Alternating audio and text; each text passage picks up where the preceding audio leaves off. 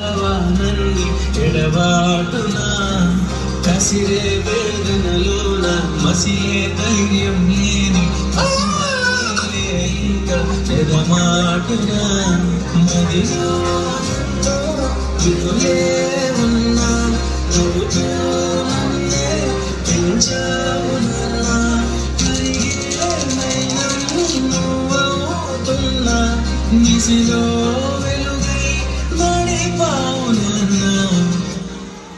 నాన్న నన్ను క్షమించు నాన్న.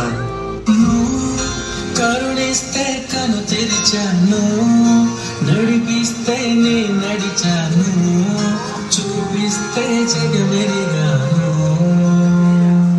నువ్వు కథ చెబితే మై మరిచాని, ఎదపైనే నిదురించానే, నీ కొడుకై తరించాను.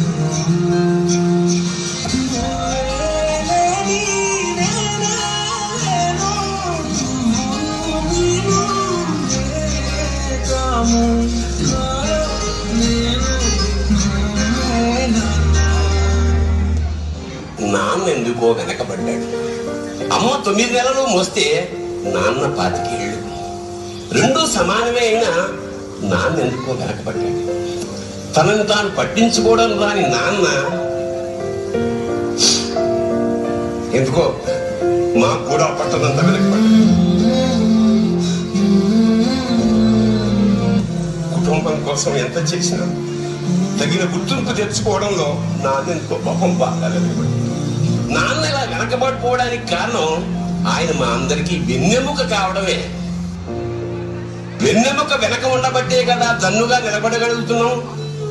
ఇదేనేమో నాన్న వెనకబడిపోవడానికి కారణం.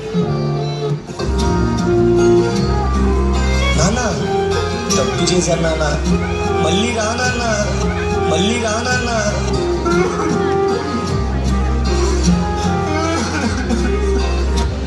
ఇలా తల్లిదండ్రులు పోయాక వాళ్ళ విలువ తెలుసుకొని ఎంత బాధపడినా వాళ్ళు వెనక్కి రారు. కాబట్టి తల్లిదండ్రులు ఉన్నప్పుడే వాళ్ళ విలువను తెలుసుకొని వాళ్ళని ఎంతో ప్రేమగా చూసుకోండి.